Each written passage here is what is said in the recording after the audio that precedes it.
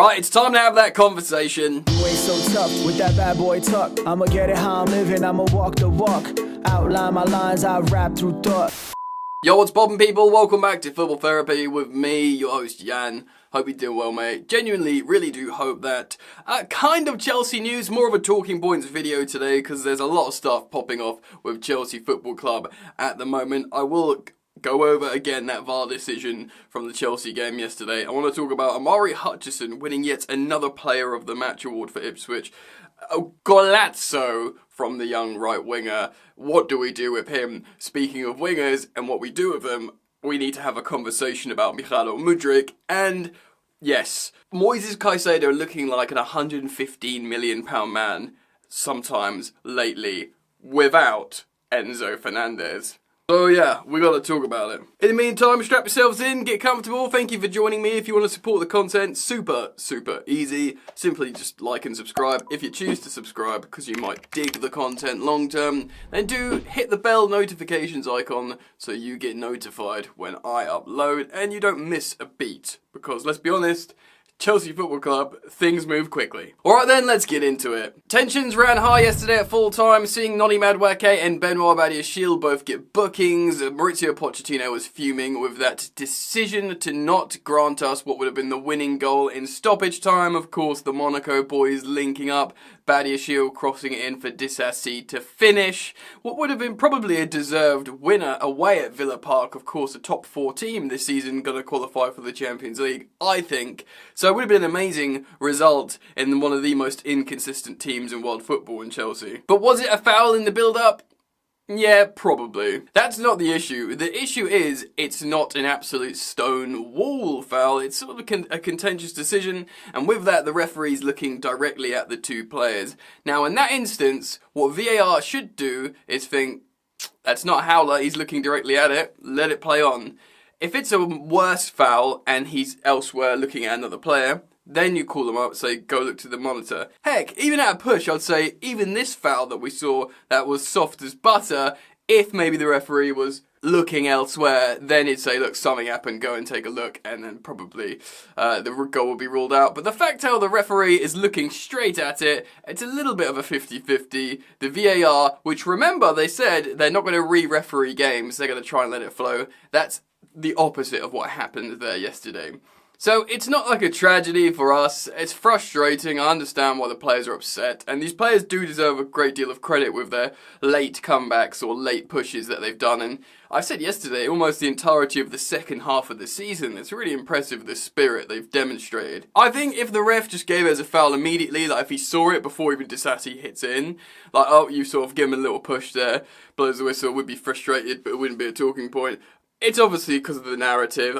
I feel like the VAR, the officiating, they shouldn't have got involved because of the referee's view, but ultimately, yeah, like everyone was saying on social media, the damage has been done earlier this season, but positive signs again, I guess, and we'll speak a little bit more about that in a moment, especially with Moises Caicedo, but I wanted to reference that talking point because it is a huge one. You know, ultimately, had we done better in the season, a point away at Villa Park, who are in the top 4, would have been a good result. But we are where we are, aren't we? Right, let's move on and talk about Amari Henderson. Right then, Amari's a player we bought from Arsenal. He decided to make the jump from the Arsenal Academy to the Chelsea Academy / maybe first team relatively soon. Of course, he's gone away on loan away to Ipswich Town, pushing for promotion. Are they second still in the Championship? Still having a sensational season, bagged himself a good handful of goals and assists in the Championship this season. I feel like he's not far off at a goal involvement per start. He's been very good, and he's had a clutch moment and scored golazzos. Now, he's got a handful of Man of the Match awards this season as well, which is really impressive. The young player is clearly shining, and he's been a huge talking point throughout yesterday evening and this morning throughout Chelsea and football media. His ambition is, quote, to make it at Chelsea and win the Champions League. He moved to Chelsea because he wants to win with Chelsea, and that's a good feeling for us Blues, especially considering he's coming from Arsenal. Arsenal, of course, are a lot better than us at the moment, but they don't have that Champions League winning DNA that Chelsea have. In moments of adversity, we still win the Champions League. Twice! And a bunch of Europa Leagues and Super Cups and all the other stuff. Club World Cups, whatever. So it's the heritage he's coming for, you'd have to say. But what do you do with a young, talented right winger who's left-footed? Well, it's tricky, right? Because we've got a situation at the moment trying to fit both Noni Madueke and Cole Palmer into the Chelsea first team as well. And from pre-season, there was a lot of talk about the young Brazilian winger, Angelo, that we bought, of course, who went on loan to Strasbourg. Lots of people were very, very excited about him too. So we've stockpiled right-sided attackers that are left-footed. Now, of course, Cole Palmer's the best of the bunch. He's not going anywhere. Actually, I understand why Pochettino is trying to fit Noni Madueke into the Chelsea attack, because although he is a right winger, left-footer like Cole Palmer, he's a proper winger. Like, he wants to get chalk on his boots, get to the byline, cut back, take a man on. Cole Palmer doesn't really want to do that. Cole Palmer sort of naturally wants to sort of drift centrally, play make, create, drive down the middle, and they are very different in profile. So actually, if you can get them both on the pitch, it kind of makes sense. Now, I don't want to see Cole Palmer as a striker. I'm very impressed with a lot of the stuff Nico Jackson does. I said yesterday my complete breakdown. Of course, he scored a good goal. Well, it wasn't a good. It was an offside goal, but it was a good finish and a good run, slightly offside, and demonstrated some good centre forward play. He executed an excellent header that hit the post. These are nearly moments, but generally Pochettino's happy with Jackson. Whether or not he's going to be our starting striker next season is yet to be seen. I'm thinking probably not at this point, but a useful player in the squad regardless. It's very frustrating because I'm trying to figure out where Palmer's best position is. I still kind of think it's right wing, so if it is right wing, Noni's not going to play in the number 10. Noni gets dropped, do you know what I mean? And then these players like Amari Henderson and Angelo Gabriel, is it Gabriel Angelo? That guy. They're all going to be thinking, oh, this is impossible, because how are we going to get in here? Because these guys are all super young as well. It's not like they're 29-year-olds and they're not going to be around for too much longer. They're all like, 19 to 23.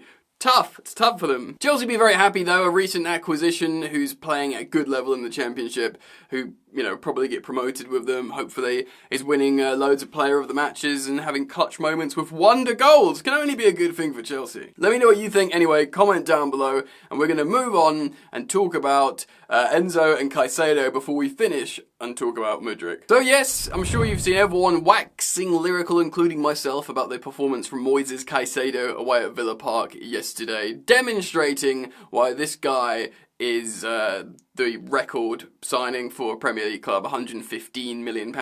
Of course, hindsight, context, had we waived 80 million early doors under Brighton's nose, we probably would have got him for that. But the way Chelsea navigated and negotiated, the transfer talks, so you ended up overpaying massively. Didn't help as well that out of nowhere, Liverpool put £111 million on the table towards the end, which is frustrating. But I've said it many times, I think Caicedo's massively been underperforming throughout this season. But yesterday, and I tell you what, I think it was the same against Everton, in the absence of Enzo Fernandez, he was amazing. Now, I don't know what to think anymore about Conor Gallagher in the double pivot, because he's making my head explode. Conor Gallagher surely isn't a double pivot player. He was terrible all season in that role. He was awful when he tried it for England. But a couple of games recently, it's looked a lot better and certainly brought the best out of Moises Caicedo, which is something Enzo Fernandez hasn't been able to do. Now.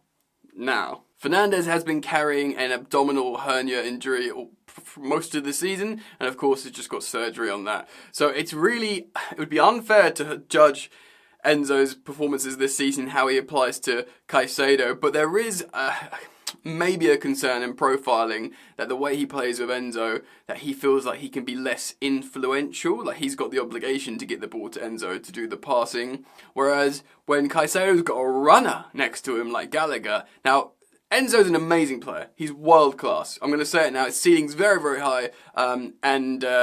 Whichever team's got him are very lucky to have him in their squad. And he is worth a lot of money.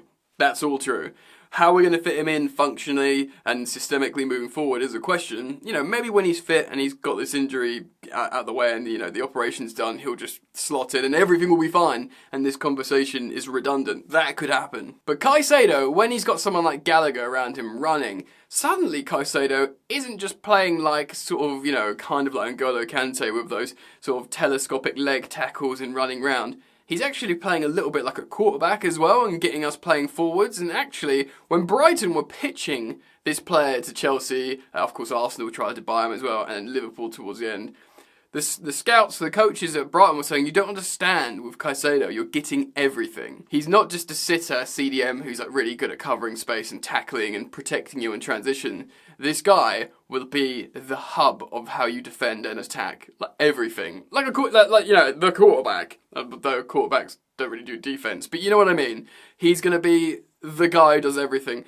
And yesterday, against a great team in Aston Villa, in their own backyard, he demonstrated immense ability. Look, you're not going to be putting the farm on him to score goals or anything. You know, it'd be nice if he gets the odd, 2 or 3 per season. But if he makes you function like that, then wow, that is a massive, massive boost. He himself explains, and much like Enzo has, he hasn't been at his level, and he's like, you will see my level, and it's affected me negatively, it's affected my family, he said, how he's been underperforming. But he also said, just wait and we'll see it. And I tell you what, that yesterday was a glimpse of how good this guy can be. And he's still, again, he's super young. And we got him for another, 8 years from now, 7 years, and, think of what he's going to be like in 6 months when he's a bit more settled, 18 months, 2 years, 3 years, 4 years' time when he's still got loads left in his contract, and he knows exactly how to navigate the Premier League and how to get the best out of himself.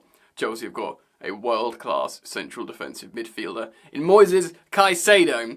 Can he play with Enzo? You'd have to say yes. There was this theory that when they were playing well together, they were playing very close and they were just passing around to each other and sort of navigating through the lines. But that's, for me, not the way to do it with Caicedo. Caicedo needs to almost be this lone pivot with the freedom to do what he wants to do. And having a runner like Gallagher helped him. Maybe that in the future that could be Leslie Ugachukwu, maybe Lavia. I know Lavia is more of a ball carrier. And maybe it can be Enzo. Maybe when Enzo doesn't have any abdominal pain and hernia issues, he becomes a little bit more aggressive and assertive. We'll see what happens. But right now, I do worry for the combinational profile of Enzo Fernandez and Moises Caicedo. And I think that's a sort of awkward conversation that we're going to have to continue. Both amazing players, and both probably are over £100 million players in terms of the length of their contracts. So we're great, awesome. But are they going to work together long term? That's yet to be seen. I mean, hope so. Fingers crossed. But definitely let me know what you think about that midfield partnership, and if Caicedo is better off without Enzo, or is it just the injury that's been hindering Enzo? Comment down below, and let's move on and talk about Mykhailo Mudryk. So this is a frustrating one, isn't it? We talk about the abundance of talent and confidence that we have on the right wing. Cole Palmer, Noni Madueke, Amari Henderson, Angelo, all these young players that look like they can be really effective on the right wing and assertive. And then you've got someone like Mudryk, who of course cost a lot of money, 62 million, rising to 88 million should we win the Premier League and Champions League. But even just the 62 million, of course, that is a lot of money. Now, I'm not going to go over the same old scouting report from The Athletic, but he's just really undercoached. He's raw, he's fast. Okay, let's just list it, okay? Mudryk is very fast, okay, we all know that. He can run fast off the ball, he can run fast with the ball, so he's a fast ball carrier. He can dribble, not always, but his instinct, his natural instinct to dribble is very good, okay? He can show that he wants to combine, even though he hasn't learned how to do it with these players and how to do it in the Premier League, but he's the type of player that will do 1-2s and flicks in the box. And he's got a very, very powerful shot on him. Like, not all players have that. So he can really hammer the ball hard. All that is excellent raw materials for a top-level Premier League player. Now, this guy isn't like an 18-year-old who's just come through the academy. To be honest, Chelsea academy players are really well trained and know exactly what to do. So, we've obviously got him from Shakhtar, who were using him in his basic raw way. And then obviously he's come to the Premier League and has to play like high IQ, technical football. And it hasn't suited him so far. He looks like he's not involved with the team lately. He's not very good at tracking back. I don't think he's got a bad attitude at all, by the way. I think he has got a good attitude. He's got belief in himself. He's like, I don't think he's got a mega ego. He's like a God-fearing young man. So I think the issue is he's just so far away from what you need. And in this really, really difficult season for Mauricio Pochettino, where at first he was like, oh, this kid is undercoached, I'm going to put my arm around him, make him a project, and let's see if we can get a Heung-min Son out of this left-sided fast player. Do you know what I mean? That's what I think is like task was early doors. But when everything else started crumbling around Pochettino and Chelsea, its weaknesses were becoming more and more apparent. That sort of perhaps time and devotion had to be distributed elsewhere, and Mudryk's kind of just floated around in obscurity. Now, I think it was probably a mistake signing Mudryk. I haven't given up on him, because the thing is, he's 23. Like, a lot of players by 23 are the finished article, and it feels like he's like a couple of years of good coaching off the finished article.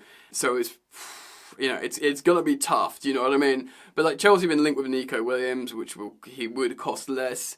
You look at the players. You've got Noni Madueke, £28 million on the right wing. We could have just bought someone like that for the left wing, and they could be starting for Chelsea right now. Literally less than half the price of Mudryk, and performing at a higher level because they were playing in such a way that suited, possession football, or even just intelligent transition football. I guess he could be amazing. That's the most frustrating thing about Mudryk is, that goal he took off when he took the ball off Gallagher and dribbled around everyone and hammered it in. He scored against Arsenal, I don't think it was a cross maybe. He scored that really important goal against Newcastle in the cup run. Of course, we didn't win the cup. Had we won it, we'd be looking at that more favourably. He's had little moments and he's been useful, but If you were to start a really important game like tomorrow, I just wouldn't start him. I'd find a way to not play him. I don't know what happened to Sterling, why he wasn't in the squad yesterday. I haven't looked that up.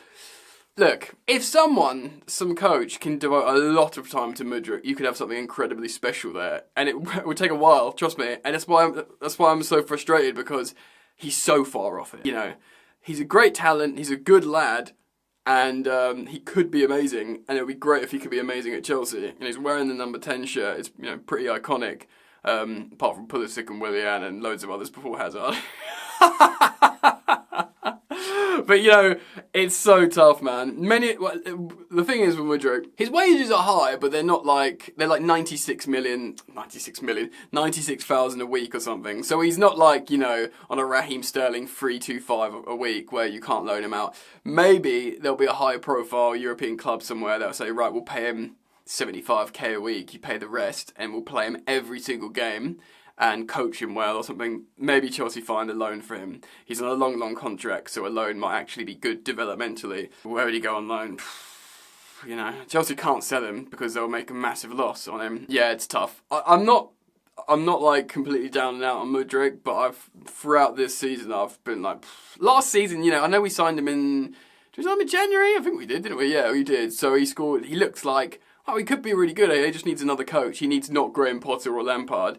But watching him this season under Pochettino, and by the way, for all Pochettino's faults, and I think there is a good bunch, he's been pretty good with the attackers. We score a lot of goals. So looking at him this season, I'm like, okay, I've seen enough to know that this kid is just so far off it. My opinion, of course. Let me know yours. Comment down below. I can't wait to read them. In the meantime, I'll thank you for joining me here on Football Therapy. As always, thanks for your support, liking, subscribing, commenting, sharing, all that sweet, lovely stuff. So thank you for that. I hope to see you back here very soon. And take care. Peace.